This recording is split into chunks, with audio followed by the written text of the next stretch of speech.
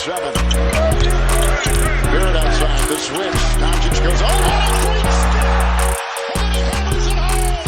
Broke his ankles!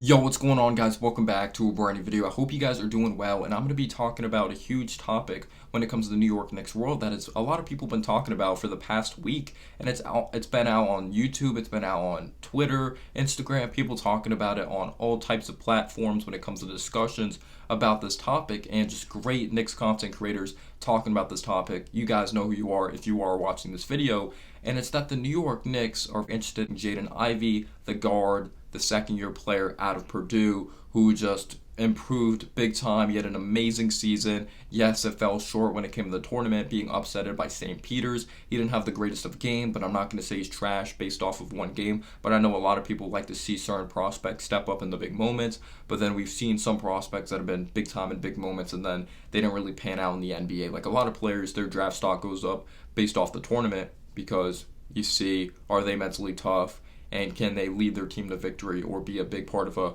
winning team or a winning culture of a certain program? So I'm going to keep it real with you guys when it comes to this Jaden Ivey discussion. Jaden Ivey is a fantastic player, or I think he could be a fantastic basketball player in the NBA. But I'm not going to sit here and tell you guys that we're going to get him, that the trade is going to be successful. We're going to end up trading up to 4 and end up executing and drafting Jaden Ivey, or we're going to execute that on draft night. But I'm also not going to tell you guys that it's not going to happen, because at the end of the day, I'm not a part of the front office. I don't know what Leon Rose is thinking. I don't know what Scott Perry's thinking. I don't know what Walt Perrin's thinking. I don't know what Tom Thibodeau's thoughts are on this as well. But I thought it would be big time to talk about this topic because more information came out that Jaden Ivey does not want to be drafted by the Sacramento Kings. And those reports came out today, or they came out yesterday. Recently, they did come out. And do I blame them? No, because they've been a very inconsistent organization of how things have been run. I'm not saying we're the best of run organization, but the Sacramento Kings, it's just been a complete mess when it came to, I guess, loyalty when it comes to players. But there's still a part of me that can't really talk because I'm a New York Knicks fan. We're not perfect as well. I'm not saying we've been terribly, terribly run this past year, but there's still some inconsistencies when it comes to the front office. But I love our fans. Our fans, like New York Knicks fans, our fellow New York Knicks fans, very passionate. We love our team, very loyal. But some New York Knicks fans, I'm not making fun of anyone. I kind of am maybe, but calm it down. My favorite fans on Twitter, I would be happy to trade up for Jaden Ivey if we don't have to give up Obi, if we don't have to give up Quickly, if we don't have to give up the pick, if we don't have to give up Grimes, if we don't have to give up Jericho Sims. Like, yeah, we're going to have to pretty much give up most of those players. I like Quickly, I like Obi, I like Grimes. I have a lot of respect for them. Like, they seem like great people, and they seem like they could be good basketball players for the New York Knicks when given the right opportunity and being played throughout their strengths. But there should be no hesitancy from this organization if the Sacramento Kings are interested in getting those players in a package. Because the top 3 is pretty consensus. I'm not saying it's going to go in this order, but when it comes to the Orlando Magic, they're going to take Chet Holmgren, or they may take Jabari Smith. Let's say they take Jabari Smith. The Oklahoma City Thunder, they take Chet Holmgren. And then the third pick, the Rockets take Paolo Banchero. And I do think Ivey's going to go 4, but you never know what's going to go on to happen. We've seen crazy draft nights for sure. Players just skyrocketing up boards.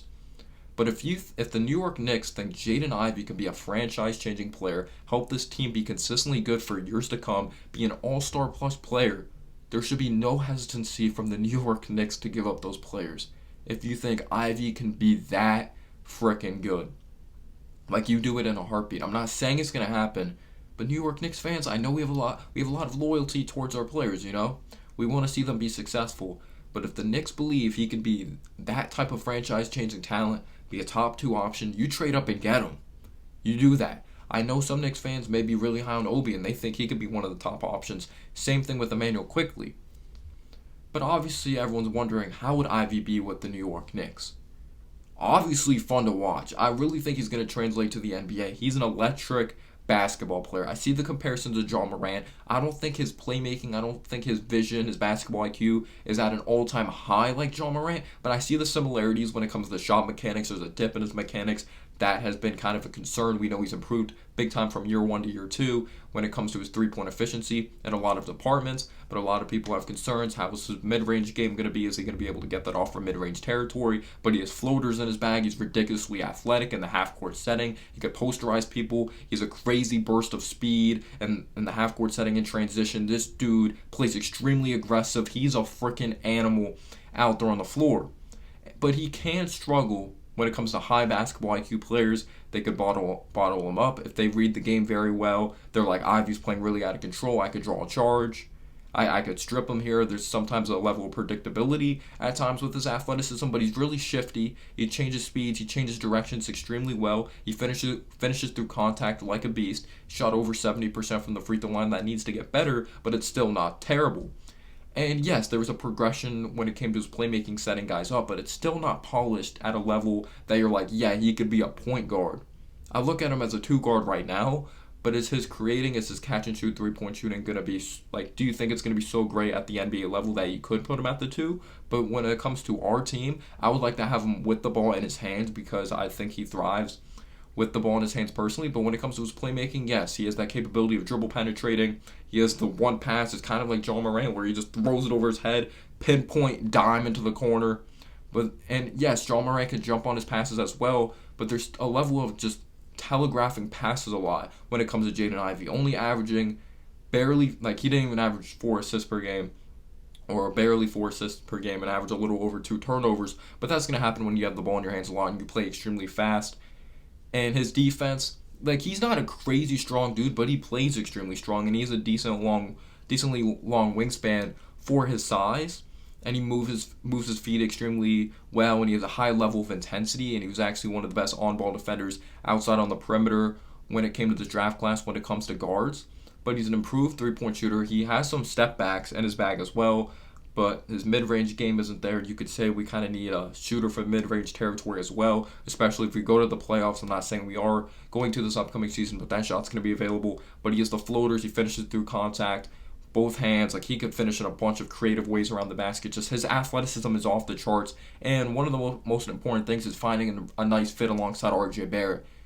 R.J. Barrett, he thrives in transition. I know Tom Thibodeau has a slow, grinded-out style of play, but Tom Thibodeau's going to have to adjust to that. I'm not saying he will, but R.J. Barrett thrives in transition. And Jaden Ivey, this dude, he's a blur in the open floor. He's a freaking blur. He is so much fun to watch. It is ridiculous watching this dude play the game of basketball. So he can do a lot out there on the floor.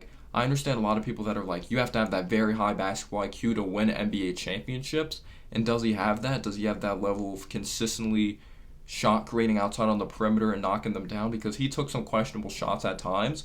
But I'm not going to be picky here. He's going to be a damn good player, in my opinion, and he might help us in contention if R.J. Barrett's development goes on the right track, if you know what I mean. Because if we give up our future for Ivey, RJ is going to have to be a little more than an all-star.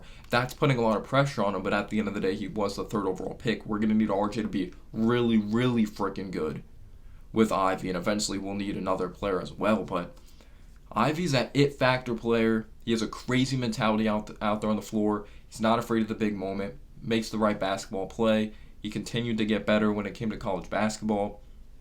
I'm interested to see what he does, whatever organization he goes on to play for. He said he didn't want to be a Sacramento King. We'll see what goes on to happen. But, yeah, with the guards they've had, like, they still have they have Davion Mitchell, they have De'Aaron Fox.